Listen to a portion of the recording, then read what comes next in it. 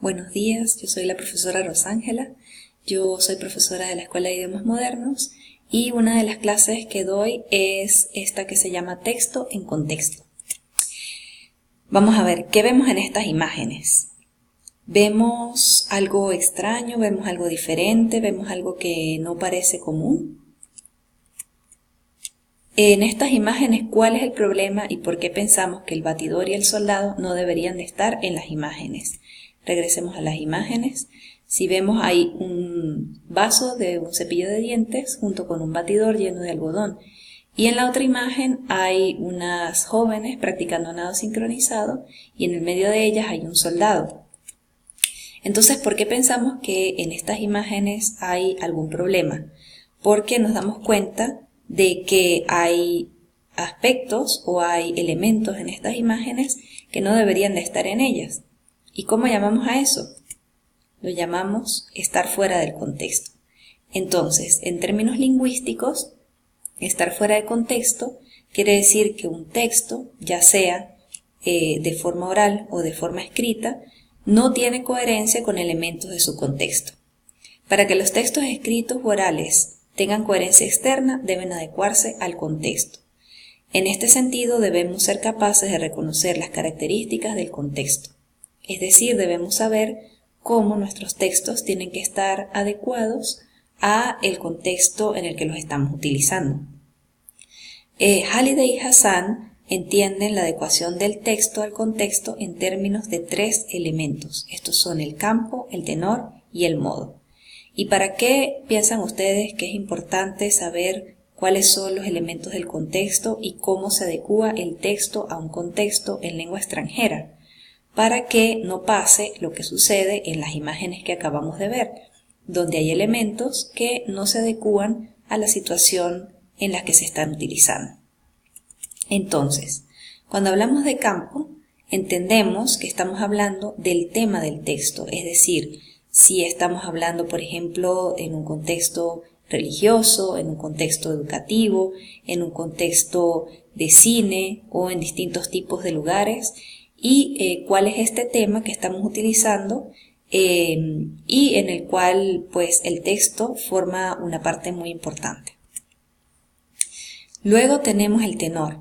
El tenor está relacionado con los participantes y sus roles en la interacción.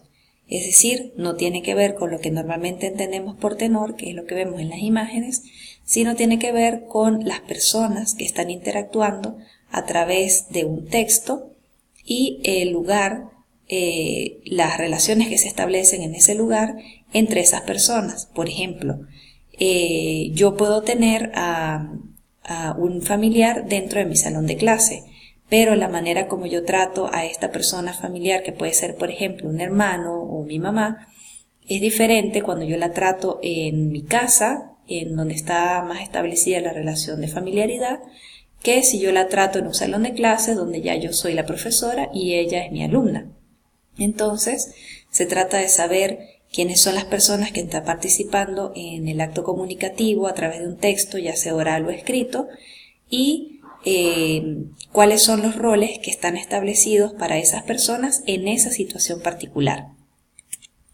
Finalmente hablamos de lo que se llama modo, y esta es una característica del contexto que tiene que ver con el canal de comunicación del texto y la macroestructura establecida para cada tipo de texto, de acuerdo con el canal de comunicación del mismo. Es decir, por ejemplo, estamos hablando de una receta de cocina. Esta receta de cocina puede estar elaborada en un canal, por ejemplo, visual, si la estamos viendo en televisión, y eso se llamaría un texto audiovisual, pero también puede estar escrita.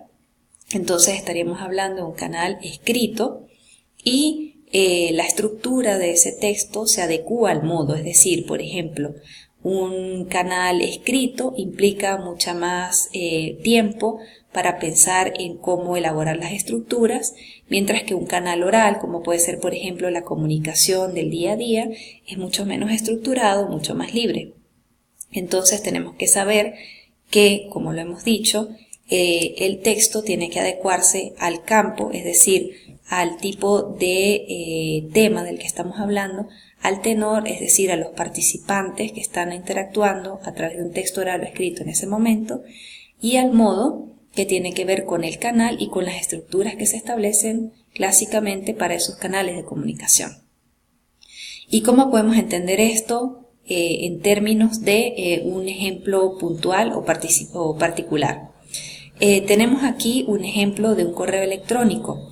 El primero, si lo podemos leer, dice: hola profe, mire, quería preguntarle qué hicieron ayer en clase porque me quedé dormido y se me hizo tarde para llegar a clase.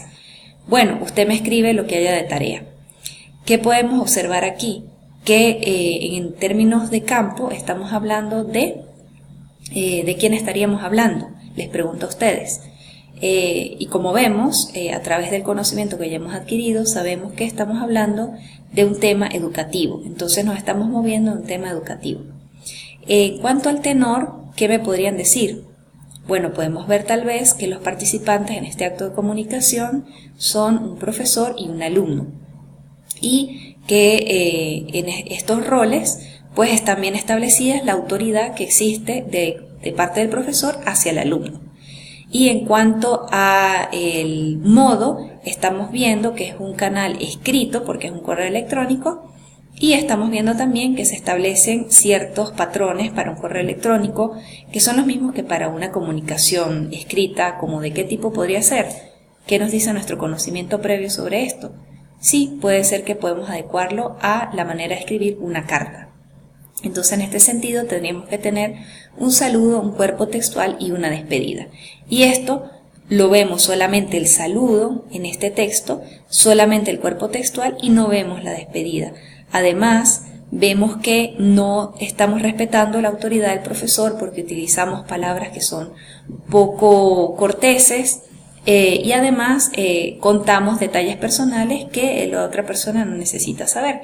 Y en términos educativos, pues es importante saber que no debemos tratar de esta manera a las autoridades.